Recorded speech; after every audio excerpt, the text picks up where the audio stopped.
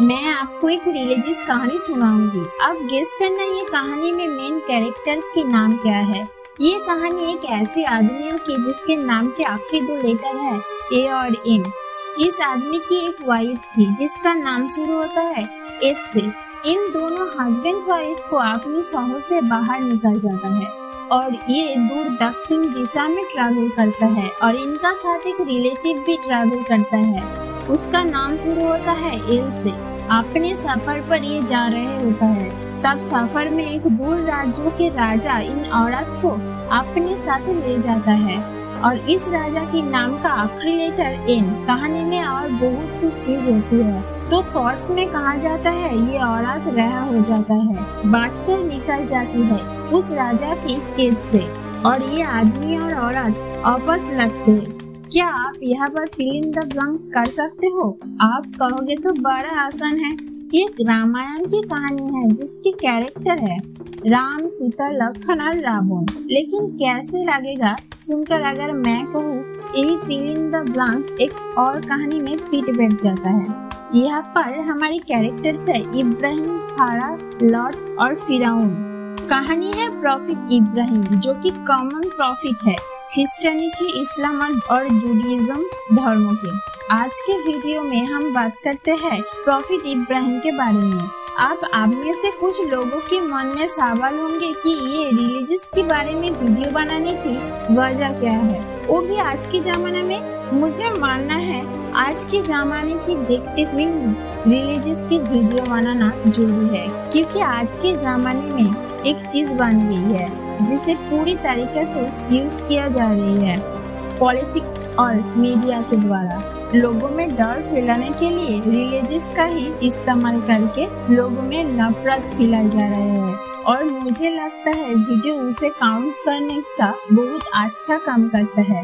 जितना हम अलग अलग धर्मों के लोग एक दूसरे की रिलीजियस के बारे में जानेंगे, सीखेंगे, उतना ही हम एक दूसरे के ज्यादा रिलेट कर पाएंगे, इतना ही प्यार बढ़ेगा। तो शुरू करते हैं आज की कहानी की जो 3 धर्मों के अंदर कॉमन है। प्रॉफिट इब्राहिम को लेकर कई लोग द्वारा माना जाता है पहले ऐसे फिगर थे जिन्होंने मोनोथिज्म प्रीच किया। मोनोथिज्म का मतलब सिर्फ एक भगवान में विश्वास करना। इसका अपोजिट शब्द है पॉलीथिज्म। पॉलीथिज्म का मतलब है कि आप मानते हो कई सारे भगवान होते।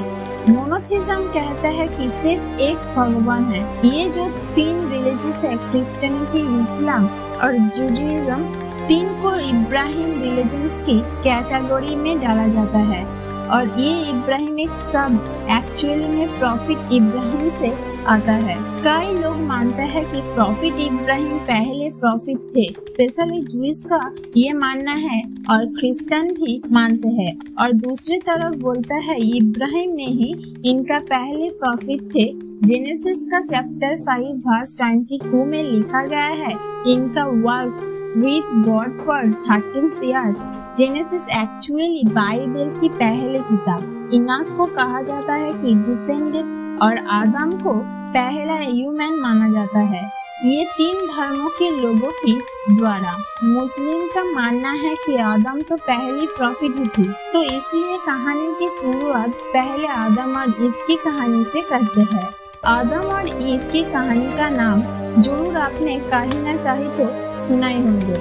एडम को आदम करके पुकार जाता है और माना जाता है कि भगवान ने उन्हें मिट्टी से बनाया। भगवान ने उन्हें सांस दी और ये एक लिविंग ब्रीदिंग बन गई। साल 1500 में फेमन पेंटर रहता थे माइकल एंजेलो नाम से। उन्होंने एक बड़ी ऐतिहासिक पेंटिंग बनाई जो कि आज की वेटिकन सिटी म्यूजियम में मिलेगी। ये पेंटिंग में दिखाया जा रहा है कैसे भगवान ने एडम को क्रिएट किया। एडम को बनाने के बाद उन्होंने एक गार्डन ऑफ ईडन में प्लेस कर दिया। इस गार्डन में 2 पेड़ लगा हुए थे। पहले पेड़ का नाम ट्री ऑफ लाइफ और दूसरे पेड़ का नाम tree of knowledge of God of evil. भगवान ने कहा आपको जो खाना है खा लो, पर ये दूसरी पेड़ से कोई फल तोड़कर मत खाना। बस मेरी एक ही कंडीशन है, फिर भगवान ने सोचा कि एक आदमी अकेला लोनली फील करेगा, कोई ना कोई हेल्पर जरूर होना चाहिए इसके साथ। तो इसके बाद भगवान ने जमीन से जानवर और चिड़ियों को बनाया, फिर भी कोई भी सूटेबल हेल्पर नहीं था।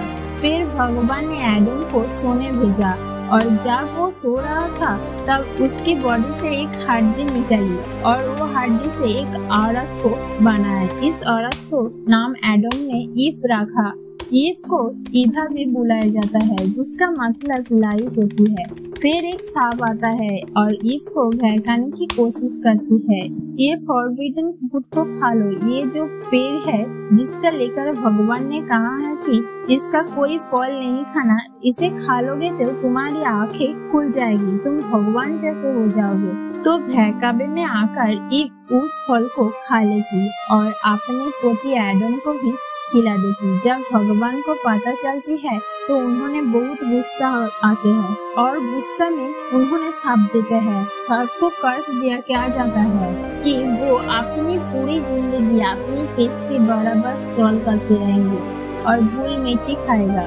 और औरत को श्राप दिया जाता है कि उसे बच्चा पैदा करने के बाद बहुत भारी लीवर पेन्स होंगे, दर्द होगा। और एडम को श्राप दिया जाता है कि पूरी जिंदगी काम करते रहना पड़ेगा, हार्ड वर्क करना पड़ेगा खाना खाने के लिए। और इसी के साथ साथ गार्डन ऑफ ईडन से एडम और ईव दोनों को बाहर निकल जाता है और वो अपनी बाकी की जिंदगी धरती पर जाकर काटता है। लेकिन हम कहानी में आगे बढ़े तो कई हजारों साल बाद इंसानों की पॉपुलेशन से बढ़ती है धरती पर और भगवान देखने लगते हैं इंसानों को और भगवान को देखकर लगता है कि इंसान बड़ी ही दुष्ट बन गई, बुरा बनते जा रहे हैं। भगवान को रिग्रेट होना लगता है, क्यों लाया मैंने ये इंसानों। ऊपर वाला भी ऊपर से देखता होगा तो उसे शर्म आती होगी।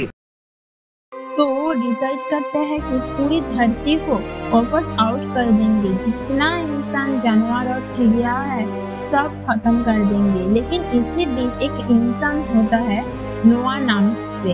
क्रिश्चियन उन्हें नोआ करके पुकारते, मुस्लिम उन्हें नूह बोलते हैं। भगवान की आंख में नोआ एक बहुत अच्छा इंसान था, इसलिए भगवान ने सोचे कि मैं बता देती हूँ कि मैं क्या करना जा रही हूँ।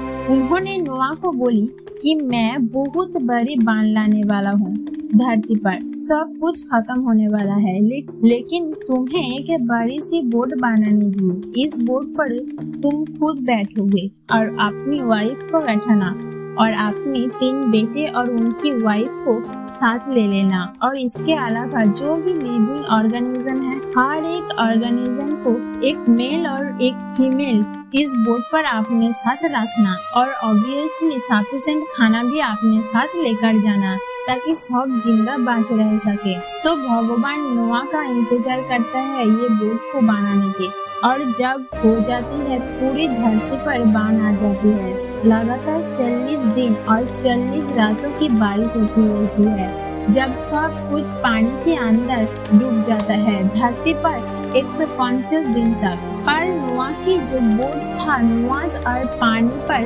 चलती है और इसके बाँचे लोग जिंदा रहता है। फाइनली जाकर ये नाव एम्प्टी आइलैंड पहाड़ के पास पहुंचती है। ये इकलौती जगह है जो पानी के अंदर डूबे नहीं है। पानी नीचे आने लगता है और सारे जो लोग थे इसी नाव पर वो बाहर आते हैं और एक जिनको नया मौका मिलता है। और नोआ अब भगवान को ऑफरिंग करते हैं। भगवान से प्रॉमिस किया जाती है कि दोबारा से कभी भी इस तरीके से लाइफ को डिस्ट्रॉय नहीं करेंगे।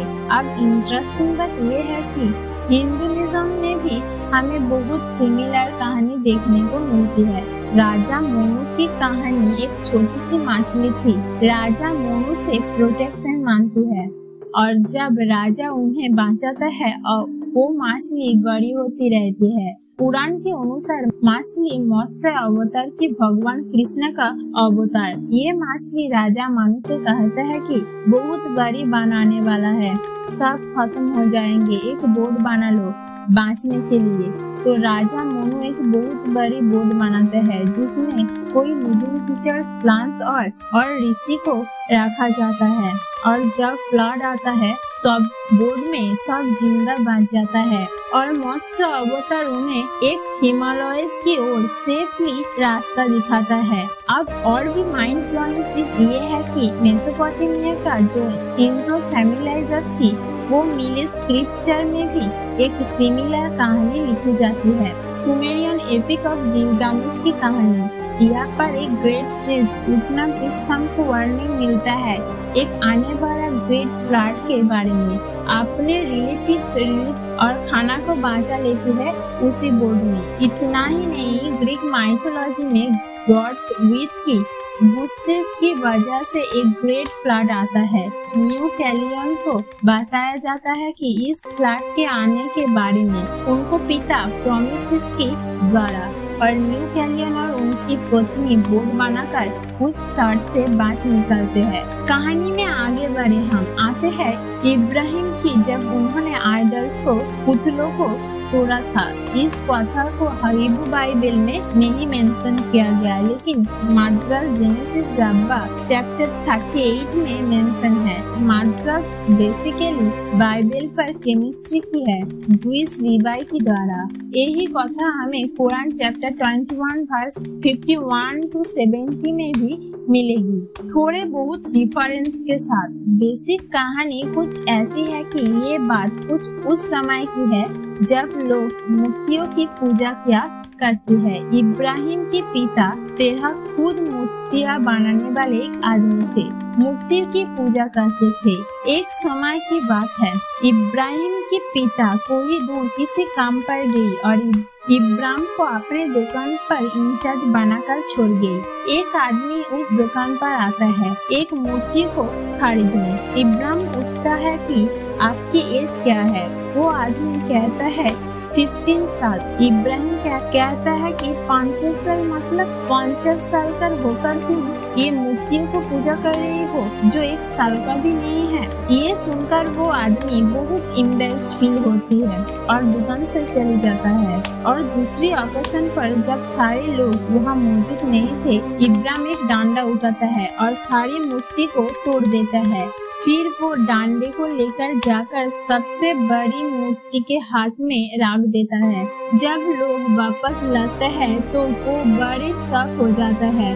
कोई कहता है कि इब्राहिम ने ही करी होगी, क्योंकि वो हमेशा मूर्तियों को अगेंस्ट बोलता है।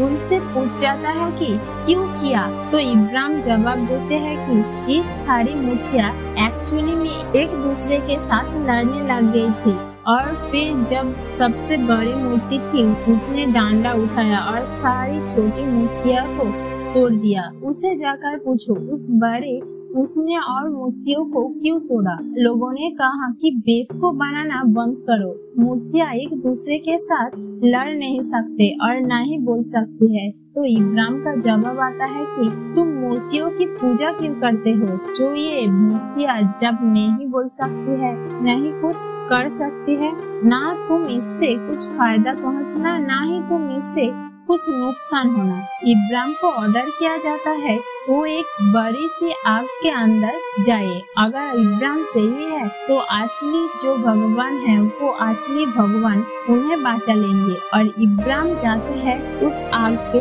अंदर और भगवान उन्हें बचा लेती है। इस कहानी के चलते मूर्तियों की पूजा नहीं किया जाती जूडाइज्म और इस्लाम में, और इसको सुनकर कुछ कंजर्वेटिव मुस्लिम, इनफैक्ट कुछ कंजर्वेटिव हिंदू भी कहता है, क्योंकि हिंदू लोग मूर्तियों की पूजा करते हैं इसलिए मुसलमानों के सामने हिंदू काफिर है। कितना सच्चाई है इस बात पर अगर आप गहराई से देखो तो हिंदू लोग मूर्तियों की पूजा नहीं करते हैं बल्कि भगवान की पूजा करते हैं मूर्तियों के थ्रू। ये वैसा ही जैसा आप अपने फादर को याद करते होंगे फोटो देखकर। फोटो के जरिए आप अपने पिता को याद कर रही हो और उनको प्यार जता रही हो। इसका मतलब ये नहीं कि आप एक्चुअल पिता को भूलकर सिर्फ ये फिजिकल फोटो को प्यार जताने लग जाओ, याद करने लग जाओ।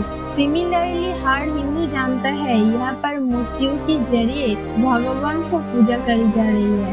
एक्चुअली में इस फिजिकल मूर्तियों की पूजा नहीं कर जा रही है। इस चीज का एक अच्छा जवाब आचार्य वसंत जी ने एक इंटरव्यू में दिया। वो एक सफल प्रयोग रहा है। मूर्ति अमूर्त तक जाने का एक अच्छा साधन रही है। और जब मूर्ति पूजा की जाती है तो उसमें कभी नहीं कह दिया जाता कि मूर्ति सत्य है।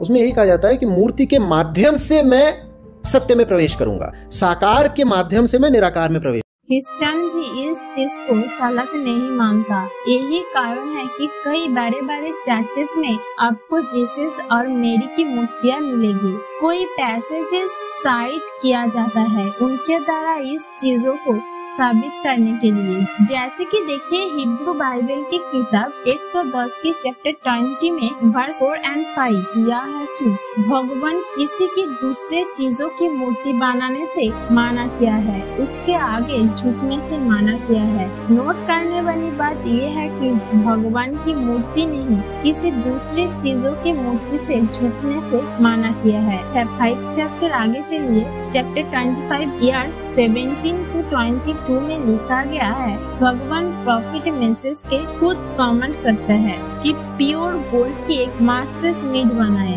उनके दोनों तरफ जिराफ की मूर्ति बनाए। भगवान कहता है कि वो मोसेस से बात करने से इन स्टैचूज की ये एकलौता एग्जाम्पल नहीं है। एक और किताब Hebrew Bible Ezekiel chapter 41 verse 25 temple of जेलिज्म की डिस्क्रिप्शन पढ़िए। दरवाजा और दीवार पर चेरीज की और प्लम्स ट्री की कार्विंग थी। तो देखकर ऐसा लगता नहीं भगवान को कोई प्रॉब्लम है कि हम उनका फोटो यूज करें या उनका मूर्ति बनाएं। उन चीजों की हम यूज करें भगवान को वर्शिप करने के लिए, उन मूर्तियां या फोटो को वर्शिप करने के लिए नहीं। कुरान आयत 4 अक्सर कोट किया जाता है कि ये कोट ही जिसे देखती है कुरान बिल्कुल मूर्ति पूजा के अगेंस्ट है। ये भी हम देखते हैं God does not forgive associating God, यानी भगवान के अलावा किसी और की भक्त मत बनो, किसी और की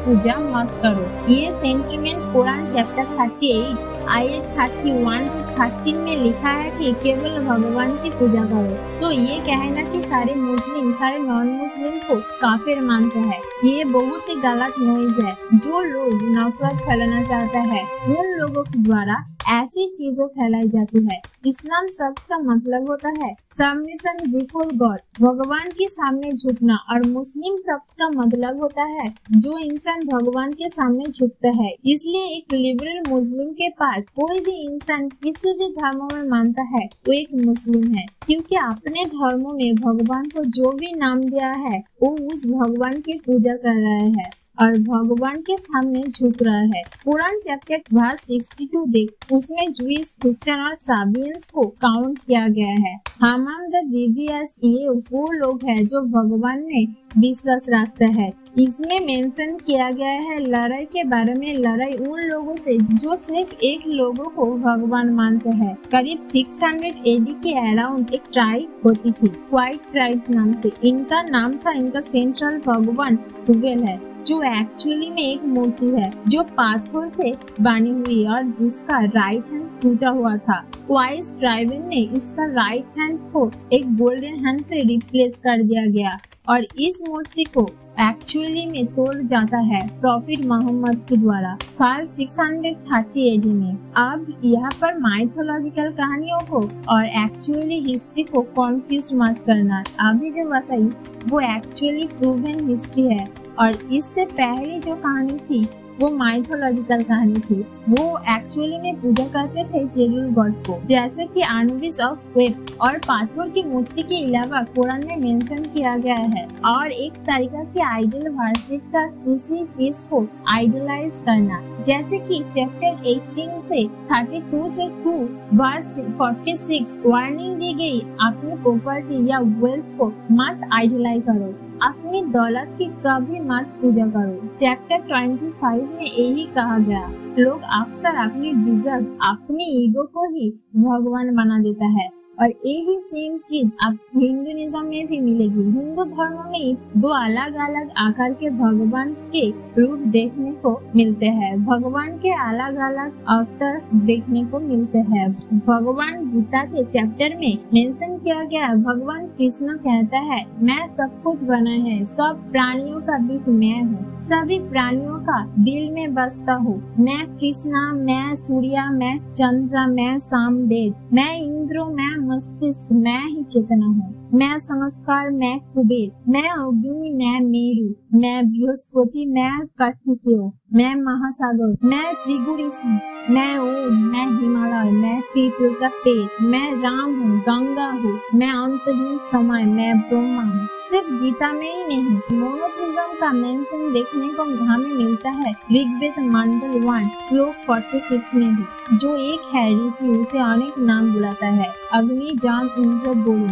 यजुर्वेद की चैप्टर 32 को देखिए, मैं अग्नि है, आदित्य है यानी सूर्य, मैं वायु, चंद्रमा, जल है, उसका जैसा कोई नहीं है, महान है उसका नाम सभी प्राणियों में बसा है, उससे पहले कुछ नहीं था, उस परमात्मा से भी लोग उत्पन्न हुए हैं। सिमिलरली अगर हम दूसरे मीनिंग की बात करें तो अलग अलग धर्म के ग्रंथ में हिंदुइज्म हो, बुद्धिज्म हो, क्रिश्चियनिज्म हो, बार बार स्क्रिप्चर्स में मेंशन किया गया है, कभी अपनी ईगो को आइडोलाइज मत करने बैठो, अपनी मैटेरियल रिजल्ट और अपनी दौलत की पूजा मत करना। तो आप देख रही होगी कैसे अलग अलग धर्मों में कई न कई चीजों एक दूसरे की कितना अलाइन करते हैं, बुनियादी तर्कों में एक दूसरे से कितना सिमिलर है, लेकिन एक चीज मेंशन करनी बनती है, मुस्लिम, जूडिज्म, क्रिश्चियन में बाकी धर्मों के लोग काफिर नहीं है, लेकिन एथिस्ट जरूर काफिर है। नास्तिक लोग जो किसी भगवान में नहीं मानते हैं उन्हें जरूर काफिर कहा गया है। ऐसा मैं क्यों कह रहा हूँ? क्योंकि काफिर शब्द का मतलब ही अपने आप होता है। कुफिर का मतलब होता है विजिबल और काफिर का मतलब होता है एक ऐसा इंसान जो भगवान में विश्वास नहीं करता। लेकिन इसका मतलब ये हुआ कि जो काफिर लोग हैं सबको मार देना चाहिए। रिलीजियस स्क्रिप्चर्स में क्या लिखा गया? कुरान चैप्टर 9 वर्स 5 में लिखा है, किल द मुशरिक disbeliever wherever you find them. ऐसी लाइन कई रिलीजियस स्क्रिप्चर्स में मिली। हिब्रू बाइबल सैमुअल भगवान को 1500 साल का हो जाता है। Now go attack the Amalek and totally destroy everything that belongs of everything that belong to them, do not fair them. Christianity gospel of Matthew chapter 10 verse 34 को जिसे आपने डिस्पेल से कहा है, do not suppose that I have come to bring faith to that art, I did not come to bring faith but I सो। भगवान Gita chapter 2 श्लोक 31 to 38 भगवान कृष्ण अर्जुन से कहते, हैप्पी आर द हथियार्स to whom such fighting of proven come answered opening for them that doors of the heavenly plans। ऐसे colours for violence आपको हर religious scriptures में मिले। अगर मैं इन सारे एक्सप्लेन करने बैठी तो बहुत लंबा वीडियो बन सकता है, लेकिन शॉर्ट्स में बताया तो सारी स्क्रिप्चर्स के जो लाइन है वो बहुत ही हेवीली कॉन्सेप्चुअल कॉन्टेक्स्ट के बाहर अगर आप पढ़ोगे तो आपको लगेगा बात तो सही है, इन सारे वायलेंस को प्रमोट कर रही है। अगर आप कॉन्टेक्स्ट के साथ पढ़ोगे तो आपको समझ में आएगा किसी कॉन्टेक्स्ट की बात करी जा रही है। फॉर एग्जाम्पल भगवान कृष्ण अर्जुन को ये कहता है पर्व महाभारत का युद्ध चल रहा है, जो प्रॉफिट मोहम्मद फलवार से ये कहता है। जो बात करी जा रही है कुरैश ट्राइब के साथ लड़ाई के कॉन्टेक्स्ट में, सेम चीज एप्लीकेट है सैमुअल के केस में भी। और जीसस की जो लाइन है हाइपर एक मेटाफोरिकल मीनिंग है। एक्चुअली में किसी भी स्क्रिप्चर्स में ये नहीं कहा गया जाकर बेगुनाह लोगों को मारना शुरू कर दो, बस ये अलग बात है। हर धर्म में जो कॉन्फर लोग हैं, आतंकवादी है, वो आग बूझकर ये रिलीजियस स्क्रिप्चर्स को इंटरप्रेट करते हैं। इनको तोड़ मारो के ऐसे तरीका के पेश करते हैं कि लोग वायलेंस करने की प्रभावित हो जाता है, लोगों के अंदर लव का फैलाने लगता है। सिमिलरली अगर हिंदू धर्म को सही तरीका से सीखोगे, प्यार और मोहब्बत की बात सीखोगे, लेकिन अगर कॉन्फर लोग की बातों में आए तो ये गीता के लोग को ऐसे तोड़ मारो के पेश कर गया कि आप हथियार उठाने पर मजबूर हो जाएंगे। लिखा हुआ है धर्म हिंसा तथैव च, और इससे आपके रोंगटे भी खड़े हो जाने चाहिए कि ये कौन सी सेंट्रलाइज्ड कॉन्स्पिरेसी यूनिट है जो इतनी बड़ी बड़ी साजिशें करती है कि जो बात धर्म ग्रंथ में लिखी भी नहीं हुई है उसको संस्कृत में लिख करके उसको चारों तरफ व्हाट्सएप से और दूसरे जरियों से फैला। अब बात करते हैं इब्राहिम की चौथी कहानी, जिसके बात हमने वीडियो के शुरू में करी थी। वही कहानी जिसके सुनकर बुनियादी तौर पर रामायण के काफी सिमिलर थी, लेकिन एक्चुअली में डिटेल्स पे जाओगे तो इतने सिमिलर नहीं है। वो बात कोइंसिडेंस की बात, इतनी सिमिलरिटीज थी। इस कहानी में भगवान इब्राहिम को कहता है कि अपने घर छोड़कर एक ऐसी जगह की खोज में निकलो जो भगवान उनको दिखाने वाले हैं। तो इब्राहिम अपनी पत्नी साराई और साथ में उन नेफ्यू लॉट घर से निकल पड़ते हैं। ये कई जगह जाते हैं और फाइनली इजिप्ट की तरफ रास्ते मोड़ लेते हैं एक फेमाइन कोर्स के करने के लिए। जैसे ही इजिप्ट एंटर करने वाले होता है, इब्राहिम अपनी पत्नी से कहता है, मुझे पता है कि तुम कितना सुंदर हो। जब इजिप्ट से तुमको देखेंगे तब कहेंगे कि ये तो इसकी पत्नी है और वो मुझे मार डालेगा, लेकिन तुम्हें जिंदा रह देंगे। लेकिन हम अगर कहे तुम मेरी वाइफ नहीं बल्कि मेरी सिस्टर हो तो मुझे भी अच्छा से ट्रीट करेगी और मेरी जिंदगी भी बच जाएगी। इजिप्ट में जो इस समय राजा होता था उसे फारूक कहते थे। फारूक को ऑफिशियल साराई को देखते हैं, इसकी तारीफ करते हैं और अपने पैलेस में लेकर जाते हैं, क्योंकि इब्राहिम का कि उसका भाई था तो इब्राहिम को भी अच्छी से ट्रीटमेंट मिलता है और इब्राहिम को कोई फ्लीट, कैटल, डंकीज और सर्वेंट्स, कैमल्स दिया जाता है। लेकिन अचानक से फारूक के घर पर बहुत सीरियस डिजीज आ जाती है। फारूक एकदम से इब्राहिम को बुलाता है कि तुमने मेरे साथ क्या किया है, तुमने बताया क्यों नहीं कि ये तुम्हारी वाइफ, तुमने क्यों कहा कि ये तुम्हारा सिस्टर है। मैंने तो उसे अपने वाइफ बना लिया था, लेकिन आप लोग तुम और अपनी वाइफ इधर से बाहर निकल जाओ। फारूक को कहने पर इब्राहिम और साराई को जो कुछ था सब मिलाकर बाहर निकल दिया। इजिप्ट के बाद इब्राहिम नेगिल और बेथेल जाते हैं और इब्राहिम और लॉर्ड जो सेफरिस थे इस समय वो एक दूसरे से लड़ने देता है, तो इब्राहिम और लॉर्ड दोनों अपने दूसरे रास्ते निकल जाता है। इब्राहिम इस समय पर कनान की जमीन पर रहता है। इब्राहिम और साराई का कोई बच्चा नहीं हुआ था। साराई ने इब्राहिम एक स्लेव वोमेन हागर दे दी और यह एक बच्चा होती है जिसका नाम इस्माइल रखा जाता है। भगवान ने एक एग्रीमेंट करता है इब्राहिम के साथ कि इब्राहिम बहुत से अलग अलग देशों में फादर रहे, इसलिए भगवान इब्राहिम को रीनेम कर देता है और इनका नाम इब्राहिम रख देता है। इसी कहानी के बाद इब्राहिम को इब्राहिम रखा दिया जाता है और साराई को सारा रख दिया जाता है। भगवान प्रॉमिस करता है इब्राहिम को ये सारी जमीन कनान की डिस्क्रिप्शन एग्जैक्टली क्या है। ये वो जगह है इजिप्ट के वादी से यूफ्रेटिस नदी तक जाती है, यानी आज के दिन का Israel, West Bank, Gaza, Jordan और सीरी लेबनान का कुछ एरिया, इस सब जमीन में आता है। एक्चुअली हिस्ट्री से इसका क्या कनेक्शन है? इसराइल में जायनेट मूवमेंट हुई तो जायनेट लोगों ने कहा कि भगवान ने जो प्रॉमिस करी थी जमीन जूस के लिए प्रॉमिस करी थी, तो जब जूस को प्रॉमिस किया गया सेंचुरी के लिए, उसका बाद यह मूव हुई साल 1900 में। इस कहानी में आगे चले तो भगवान प्रॉमिस करता है सारा को बेटा देंगे और फिर जन्म होता है इसहाक का। इस समय जो इस्माइल बच्चा था इसका बर्ताव सही नहीं था। सारा इब्राहिम को कहता है कि